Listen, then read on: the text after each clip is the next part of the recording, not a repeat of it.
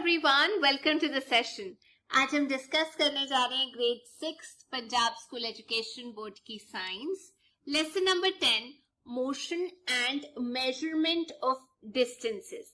यानी डिस्टेंस को कैसे मेजर किया जाता है उसके बारे में आज हम पढ़ेंगे। अच्छा, क्या आपने कभी सोचा आपका स्कूल आपके घर से कितनी दूर है? जब आपका दोस्त अपने घर से स्कूल जाता है और आप अपने घर से स्कूल जाते हैं, तो किसका जो रूट है वो छोटा है और किसका बड़ा है, ये सब आज हम इस क्लास में पढ़ने वाले हैं। सबसे पहले ये डिस्कस करते हैं कि आखिर क्या जरूरत है डिस्टेंस को मेजर करने की। देखिए, रोज अपनी लाइफ में हम कहीं ना कहीं जाते हैं या कहीं ना कहीं हमें पहुंचना होता है, तो हमें कुछ डिस्टेंस कवर करना पड़ता है। तो हम लोग अपनी डेस्टिनेशन तक पहुंचने से पहले जहां हमें पहुंचना है, हम देख लेते हैं कि कितनी दूर है वो जगह जहां हमें जाना है, जिसके हिसाब से हम पैदल जा सकें, साइकिल इस्तेमाल कर सकें, क्या हमें एरोप्लेन यूज करना पड़ेगा, रेलवे स्टेशन जाना पड़ेगा, या जैसे नील आर्मस्ट्रॉन्ग को ऊपर स्पेस में जाने के लिए रॉकेट का इस्तेमाल करना पड़ा था, कहीं वो तो नहीं करना पड़ रहा। तो इसीलिए हमें जरूरी है कि एक जगह से दूसरी जगह का डिस्टेंस पता हो। अब चलो ये मापे कैसे। देखिए, दो पॉइंट्स के बीच जो लेंथ होती है उसे जो हम मेजर करते हैं उसे हम डिस्टेंस बोलते हैं। जब हम डिस्टेंस एंशिएंट टाइम में मेजर करते थे, पुरातन समय में मेजर करते थे, उस टाइम पे हैंड स्पैन ऐसे करके मापा जाता था, या फिर फुट स्टेप्स कितने हैं, या एल्बो से फिंगर तक की लेंथ रख के नापा जाता था कि कितना लंबा है, या आप ये कह सकते हैं कोई और जरिया लेकर, बर्तन लेके उसका इस्तेमाल किया जाता था किसी चीज का डिस्टेंस मापने के लिए। आप भी ऐसा कर सकते हैं। मान लीजिए आपके टीचर आपको बोलते हैं कि 7-8 बच्चे इकट्ठे हो जाएं और एक टेबल को मापें। आप लोग जब टेबल को मापेंगे अपने हाथ के साथ, तो आप ये देखेंगे कि किसी के 5 हाथ के बराबर है, हैंड स्पैन के बराबर, किसी के 3, किसी के 8 हैंड स्पैन के बराबर है। तो मतलब ये तो बिल्कुल गलत आइडिया हो गया कि ये टेबल आखिरकार लंबा कितना है, क्योंकि हर बच्चे का जो हाथ का साइज है वो अलग होता है। तो हम इससे सिर्फ अंदाजा लगा सकते हैं, लेकिन एग्जैक्ट लेंथ तो नहीं बता सकते टेबल की। वैसे ही अगर आपको बोला जाए चलिए अपने क्लासरूम कितना लंबा है ये माप के देखिए फुट स्टेप से, इसमें भी वही प्रॉब्लम आएगी। कुछ बच्चों के जो पैर हैं वो छोटे हैं, कुछ के बड़े हैं, अंदाजा नहीं पता लगाया जा सकता है, एग्जैक्ट पता नहीं किया जा सकता। तो हम ये बोल सकते हैं कि फुट स्टेप हो या हैंड स्पैन हो, सिर्फ अंदाजा लगाने के ही काम आ सकता है। तो जब ये समस्या लोगों के सामने आई तो सबने ये सोचा कि मेजर करते हुए आप करते क्या हो। जिस चीज की लंबाई आपको नहीं पता उसकी तुलना जो लंबाई है उसके साथ करते हो, यानी कंपेयर करते हो दो चीजों को, एक अननोन जिसकी लंबाई हमें नहीं पता किसी एग्जैक्ट चीज के साथ। जैसे सब्जी वाले के पास जाते हो तो वो एक साइड 5 किलो का रखता है पत्थर और दूसरी साइड टमाटर रखता है, वो 5 किलो के बराबर होनी चाहिए।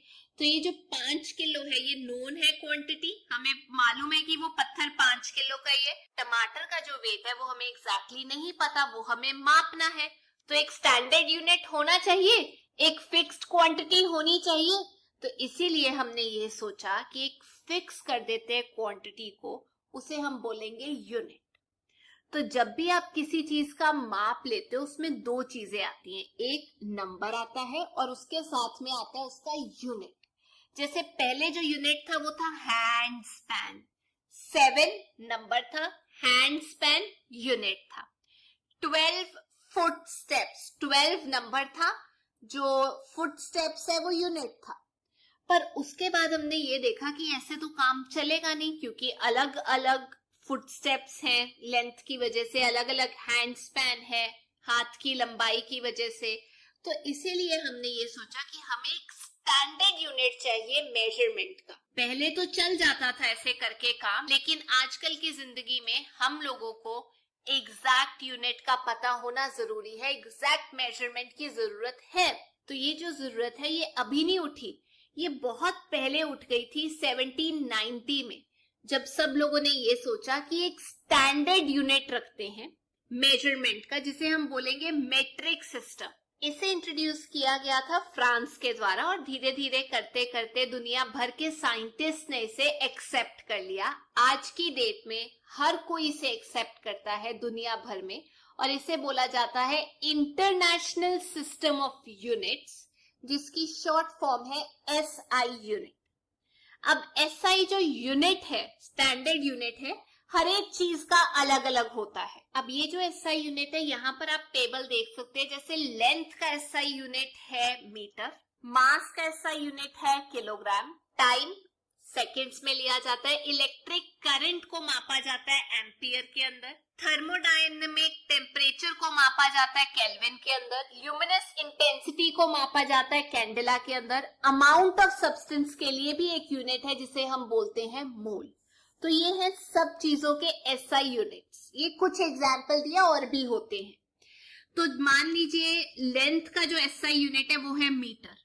अगर कोई आपसे पूछे कि आपका ज्योमेट्री बॉक्स कितना लंबा है, तो आप बोलेंगे 15 सेंटीमीटर। जरूरी नहीं आप मीटर में ही बोले, लेकिन एसआई यूनिट जो है वो मीटर का होता है। अब कोई चीज अगर छोटी है तो जरूरी नहीं है आप उसका माप मीटर में ही बोले, आप उसको सेंटीमीटर में भी ले सकते हैं। जैसे मैंने आपको बताया कि लेंथ का जो यूनिट है उसको हम लेते हैं मीटर में, और उसका जो सिंबल है वो है एम। तो आपको दो चीजें याद रखनी है, मीटर से सेंटीमीटर में कैसे जाना है। 1 मीटर इक्वल टू 100 सेंटीमीटर होता है, और 1 सेंटीमीटर में 10 मिलीमीटर होते हैं। लेकिन अगर आपने एक जगह का दूसरी जगह तक का डिस्टेंस देखना है तो आप मीटर में नहीं ना देखोगे, आपको चाहिए किलोमीटर, बड़ा यूनिट। तो आप ये याद रखिए कि 1 किलोमीटर, 1 किलोमीटर में 1000 मीटर होते हैं। कई बार आपने ऐसे सड़कों पे, साइन बोर्ड पे या माइलस्टोन्स पे, जो सड़क के साइड पे होता है, वहां पे लिखा देखा होगा कि कितना डिस्टेंस है इस शहर से दूसरे शहर के बीच में। तो हम अपनी रोज की जिंदगी में ऐसे बहुत सारे लेंथ्स लेते हैं, यूनिट्स का इस्तेमाल करते हैं। जैसे आपने देखा होगा कि जो कारपेंटर है, जो लकड़ी का काम करता है, वो अपने पास एक मेजरिंग टेप रखता है जिससे वो डोर का माप ले सके, कोई नई चीज बनानी है उसका माप ले सके, कुछ रिपेयर करना है उसका माप ले सके। वैसे ही एक कपड़े का व्यापारी, वो भी एक मीटर बार अपने पास रखता है, मीटर का स्केल रखता है। या आप अगर टेलर के पास जाते हैं, उसके पास भी एक इंची टेप होती है। जो हमारे मोटरसाइकिल है उसके ऊपर भी एक ओडोमीटर लगा होता है, जिससे आप पता लगा सकते हैं कि आपका डिस्टेंस कितना है, कवर हो गया। जो उस व्हीकल पे आपने डिस्टेंस कवर किया, ओडोमीटर के जरिए सारी रीडिंग आ जाती है। लेकिन प्रॉब्लम तब आती है जब आप रीडिंग ठीक नहीं करते। मान लीजिए आपने इस पेंसिल की अगर लेंथ निकालनी है, तो स्केल को 0 से रखोगे आप यहाँ पे, 0 से, और फिर सीधा रखोगे, इसके बिल्कुल पैरेलल रखोगे, टेढ़ा टेढ़ा करके। और ऐसे अलग अलग एंगल से नहीं देख सकते, अलग अलग एंगल से देखोगे, ऐसे देखोगे ज्यादा दिखाई देगा, ऐसे देखोगे कम दिखाई देगा। बिल्कुल ऊपर से देखना है, सही एंगल से देखना है, पैरेलल रखना है, 0 से शुरू करना है, एंड पॉइंट तक पहुंचना है। और मान लीजिए ये 0 का जो हिस्सा है आपका स्केल का, अगर वो टूटा हो, तो अगर आप आगे से शुरू करते हैं तो फाइनल पॉइंट तक जब आप पहुंचते हैं, उससे जहां आपने शुरू किया था उसको माइनस कर दे। जैसे उदाहरण के तौर पे ये जो पेंसिल है, इसकी लेंथ आप ले लीजिए 10 सेंटीमीटर है, लेकिन आपने जो स्केल लिया उसके आगे के 2 सेंटीमीटर टूटे हुए हैं। आपने 2 से शुरू किया और वो पहुंच गया 12 तक। तो आपने क्या करना है, इस पेंसिल की लेंथ निकालने के लिए 12 माइनस 2 करना है, जिससे आपको इसकी लेंथ मिल जाएगी 10 सेंटीमीटर। और सही एंगल पे रीडिंग करनी है स्केल की। 0 से शुरू होना जरूरी है। अब मान लीजिए कोई चीज एक सर्कल में है, उसके लिए आप स्केल को तोड़ के तो नहीं ना रख सकते, तो आप कैसे मापेंगे? आप एक धागा लेंगे, उसका एक कोना गांठ बांध दो, वहां उसके ऊपर रखते जाओ जो सर्कल है, जैसी भी टेढ़ी मेढ़ी लाइन है उसके ऊपर रखते जाओ धागा, ऊपर चलना चाहिए, उसके हिलना नहीं चाहिए। और एंड पॉइंट पे जब आप पहुंच जाओ, उसे उठाओ और एक गांठ बांध दो। फिर वो जो दो एंड्स है उसको स्केल के ऊपर रख के देख लो कि कितनी लंबाई है, जिससे आप टेढ़ी मेढ़ी चीजों की भी लंबाई माप सकते हो। अब हम आगे चलते हैं लास्ट टॉपिक पे, मूविंग थिंग्स अराउंड अस। जो चीजें हिल रही हैं, सराउंडिंग अपनी बदल रही हैं टाइम के अनुसार, उसे हम बोलते हैं कि वो मोशन में है।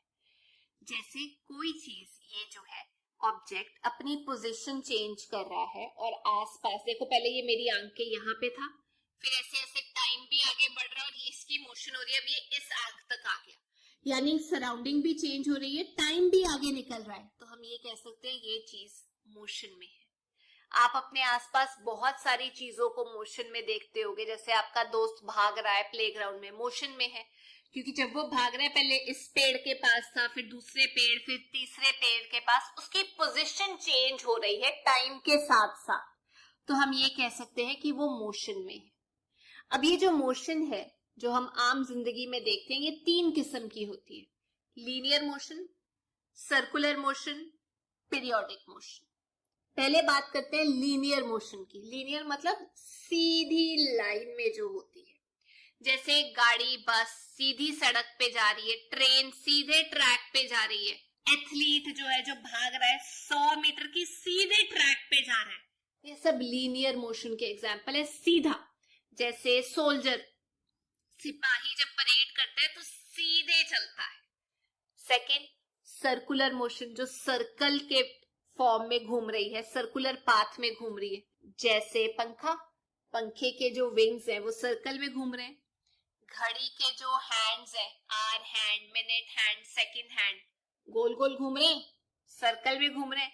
अब मान लीजिए पंखे के एक विंग के ऊपर अगर आप एक पेपर पेस्ट कर देंगे और पंखा चलाएंगे, आप देखेंगे कि पूरा सर्कल बनता है। वैसे ही अगर आप एक पत्थर को एक रस्सी के ऊपर टांग देंगे और उसको ऐसे करके घुमाएंगे, वो भी सर्कुलर मोशन है, घूम रहा है, टाइम के साथ पोजीशन चेंज हो रही है।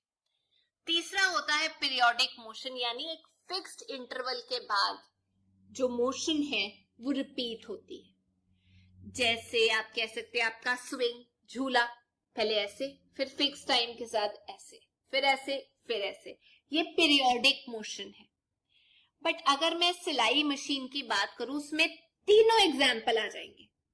सिलाई मशीन की जो व्हील होती है वो गोल गोल घूम रही है, सर्कुलर मोशन। जो सुई है वो ऊपर नीचे जा रही है, टक टक टक टक, एक पर्टिकुलर टाइम के बाद ऊपर नीचे होती है, पीरियोडिक मोशन। जो कपड़ा है उसके ऊपर जो सिलाई हो रही है वो सीधी होती है, लीनियर मोशन। हो गया साबित।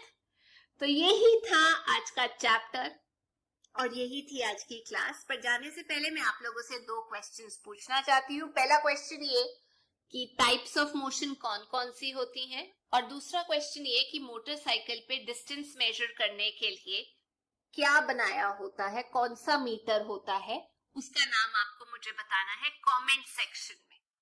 तो यही थी आज की क्लास। अगर आपको वीडियो अच्छी लगी तो please make sure you like, share and subscribe. हम फिर मिलेंगे। Till then take care, bye bye.